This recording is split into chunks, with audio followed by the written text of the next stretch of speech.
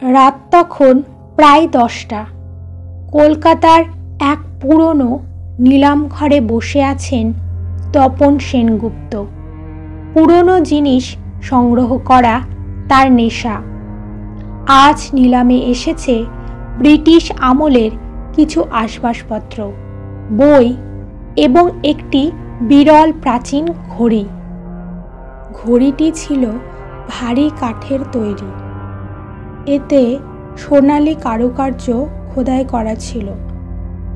এর কাচের কেসিংয়ের ভেতরে দেখা যাচ্ছিল দুলতে থাকা একটি রূপোলি দন্ত। এর বিশেষত্ব ছিল ঘড়িটির কাঁটা প্রতি ঘন্টায় একবার উল্টো দিকে ঘুরত, তারপর আবার স্বাভাবিক দিকে চলতে থাকত।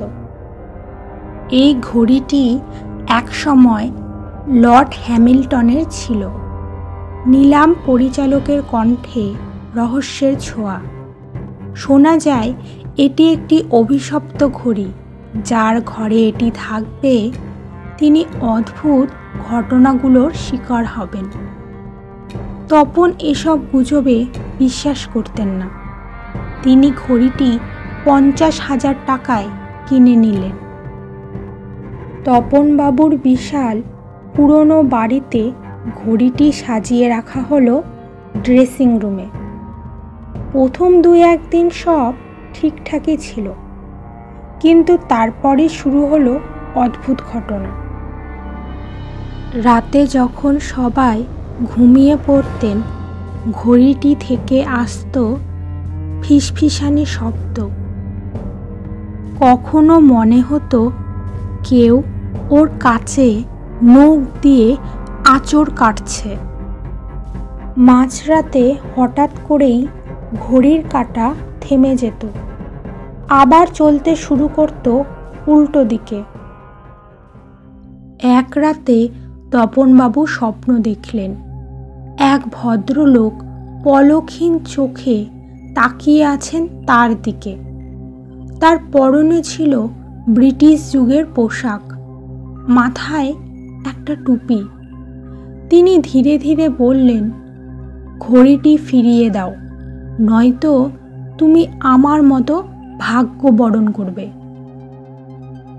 তপনবাবু তদন্তে নামলেন। পুরনো বইপত্র ঘেঁটে জানতে পারলেন লর্ড হ্যামিল্টন ছিলেন এক নিষ্ঠুর ব্রিটিশ জমিদার। স্থানীয় লোকজন বলতো তিনি কৃষকদের ওপর নির্মম অত্যাচার চালাতেন। একদিন এক বৃদ্ধ কৃষক তাকে অভিশাপ দিয়েছিলেন, তুমি আর তোমার সময় কখনো স্থির থাকবে না।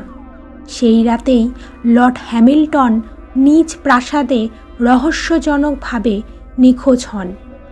পরে ঘড়িটি তার একটি কক্ষে পাওয়া যায়, কিন্তু তার মৃতদেহ বা অন্য কোনো চিহ্ন পাওয়া যায়নি।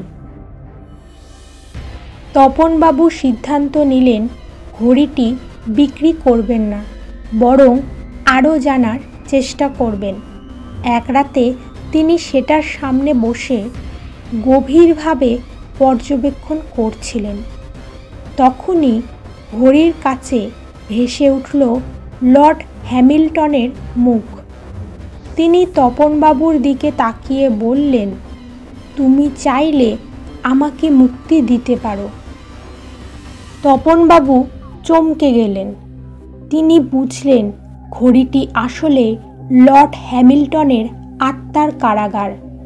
তিনি একটি পুরনো পুঁথিতে পড়েছিলেন, এমন আত্মাকে মুক্তি দিতে হলে যে বস্তুর সঙ্গে আত্মাটি যুক্ত, সেই বস্তুটিকে তার মূল স্থানেই ফিরিয়ে দিতে হয়।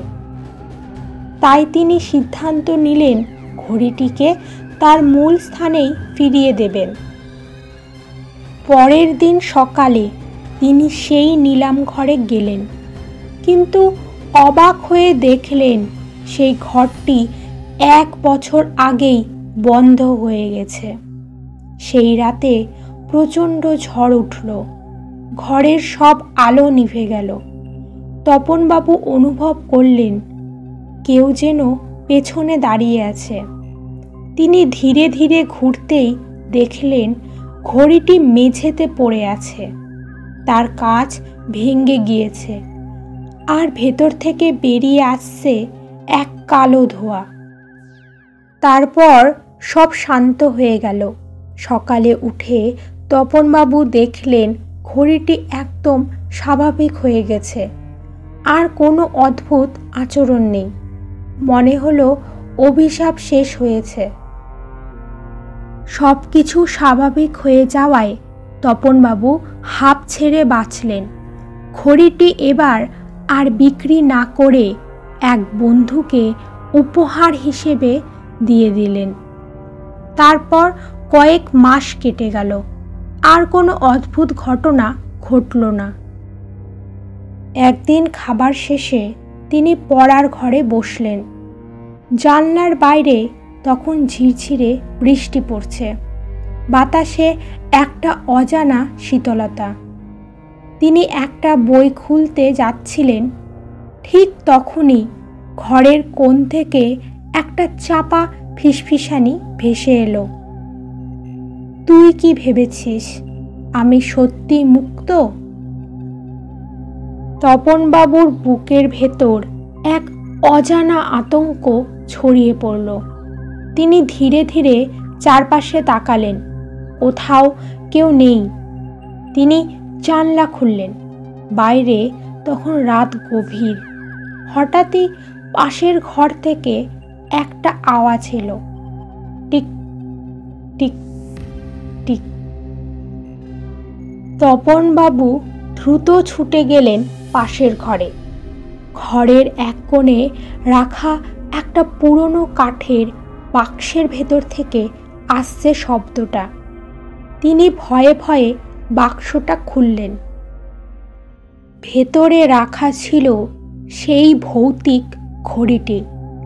ঘড়ির কাছে আবারও ভেসে উঠল সেই পলকহীন চোখজোড়া। বাতাসে আবারও সেই শব্দ, তুমি কি ভেবেছিলা যে আমি মুক্তি পেয়েছি? ঘড়ির কাঁটা থেমে গেল। চারপাশে এক ভয়ঙ্কর নিঃশব্দতা নেমে এলো। তপনবাবুর চিৎকারে পুরো বাড়ি কেঁপে উঠল।